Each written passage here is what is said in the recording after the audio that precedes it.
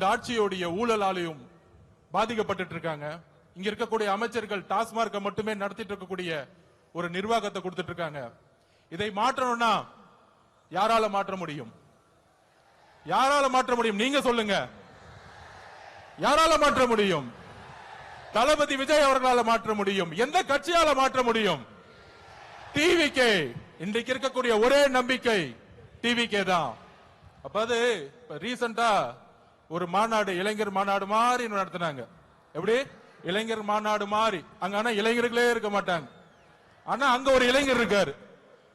அவங்க அப்பா பையன், அவங்க 2 இளைஞர்கள் தான் தமிழ்நாட்டில். அந்த இளைஞர்கள் சொல்றாங்க, மாநாடு போட்டு இளம் பெரியாராம்.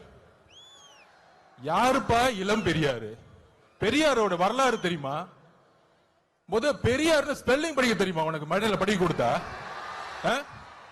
இதே ஈரோட்டில் மண்ணில் எத்தனை சொற்பொழிவுகள், எத்தனை மாநாடு, எத்தனை உழைப்பு, 70 வருட உழைப்பு.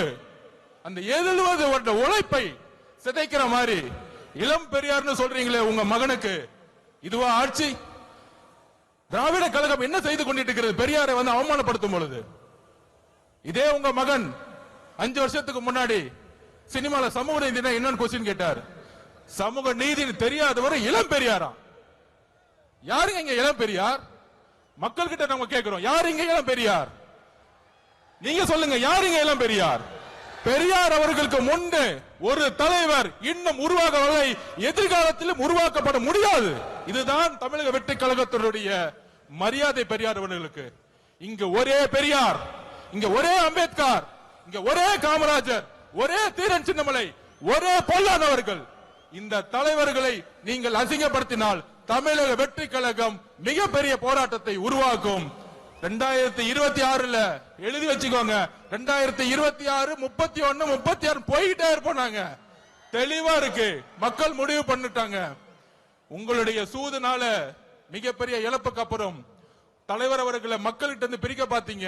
ஆனால் இங்க இருக்கிற கூட்டம், இங்க இருக்கக்கூடிய மக்கள் சக்தி, இங்க இருக்கக்கூடிய பெண்கள் சக்தி எந்த அளவிற்கு தலைவர் மீது நம்பிக்கையும் அன்பையும் வச்சிருக்காங்க. இந்த கூட்டம் இல்ல, இந்த மக்கள் கூட்டத்துடைய எழுச்சி இந்த ஆட்சியாளர்களை துரத்தக்கூடிய ஒரு எலெக்ஷனா இருக்குங்கிறத பதிவு பண்ணிது.